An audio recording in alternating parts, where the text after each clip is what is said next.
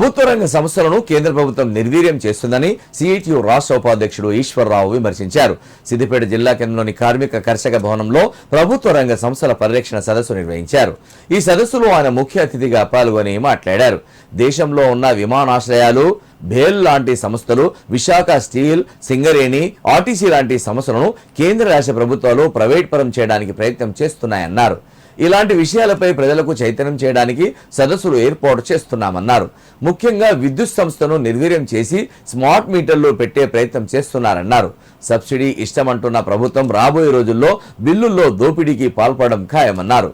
కార్యక్రమంలో సిఐటియు నాయకులు గోపాలస్వామి, చంద్రారెడ్డి, మధు పాల్గొన్నారు.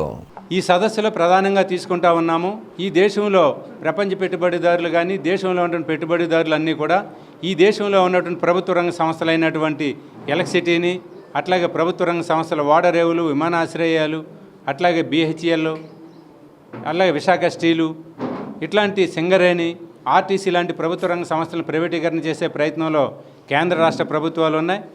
దీనికి వ్యతిరేకంగా ఈ దేశ ప్రజలను చైతన్యవంతులను చేయాలని, ప్రభుత్వ రంగ సంస్థలను కాపాడుకోవాలని, ప్రభుత్వ రంగ సంస్థలను కాపాడడానికి కావాల్సినటువంటి పద్ధతిలో ఈ దేశంలో ఉన్నటువంటి ప్రజలందరినీ కూడా చైతన్యవంతులను చేయాలని చెప్పి సిఐటియు ఆధ్వర్యంలో సిద్దిపేట జిల్లాలో ఈ సదస్సు జరుగుతూ ఉంది.